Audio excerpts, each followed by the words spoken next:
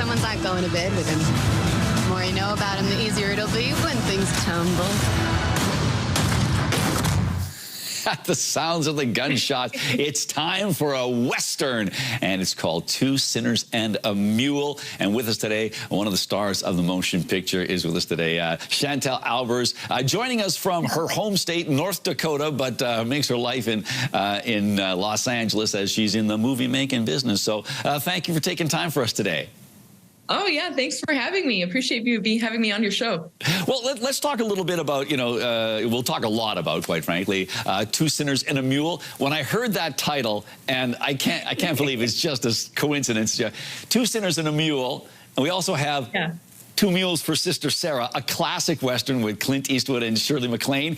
Was that somebody in the marketing department, or did the screenwriter say, I got this idea and I want to call it this?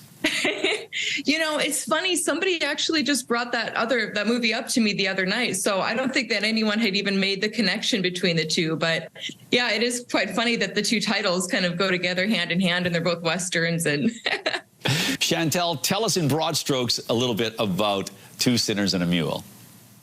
Yeah, so Two Sinners and a Mule, it kind of starts off with the two sinners, Alice and Nora, and they get kicked out of town by the Women's Decency League. They're kind of ladies of pleasure, if you will.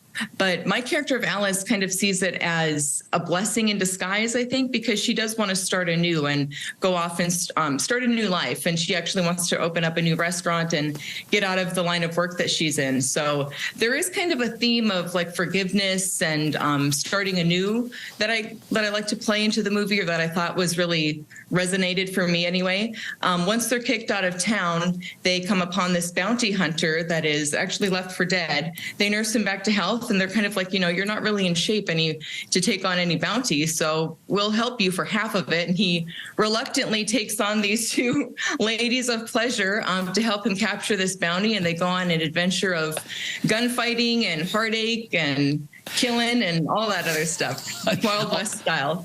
all the elements you need in a good Western. Let's talk. You grew up in North Dakota State Bison. You grew up in North Dakota on a ranch, I understand. So was this in many respects sort of, I'm not going to say coming home, but second nature in terms of being around horses and being in the outdoors?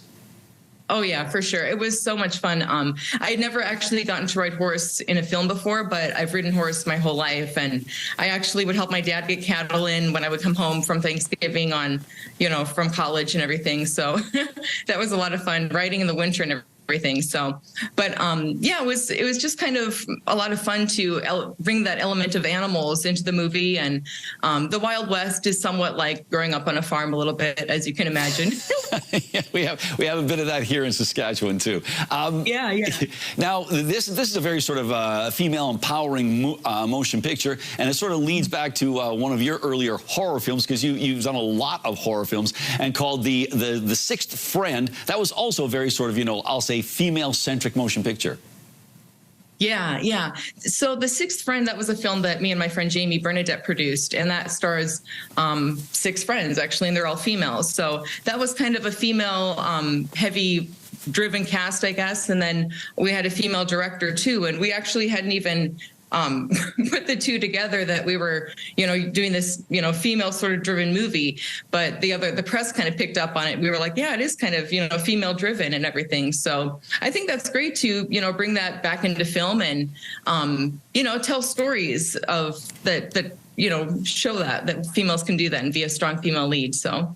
Well, speaking of strong female leads, I'm going to jump from motion pictures to the theater, because you're also someone who works on the stage. And I'm really quite intrigued by a play you did called Their Finest Hour. You did this with the Actors Studio, and you played Pamela Churchill. What was it like, sort of, I'm guessing, doing the research to play a character like this? Well, that was a lot of fun to do her, because she was a historical figure. So you get to look back on history and actually study who this character really was. I also really wanted to nail down the accent, because, she was a proper British. So there's all these different dialects within the, British accent. So I wanted to make sure that was accurate too. And I feel like with Pamela, what I loved about her is she lived kind of a scandalous life, but the script at the end, it really just led to her opening up, and you just get to see her tender side also.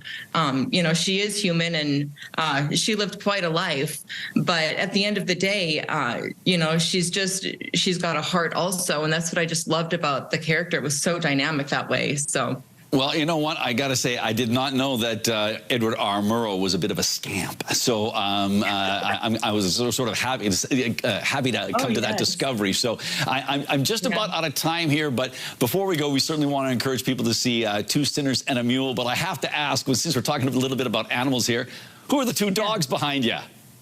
Oh, my gosh. So I have three dogs.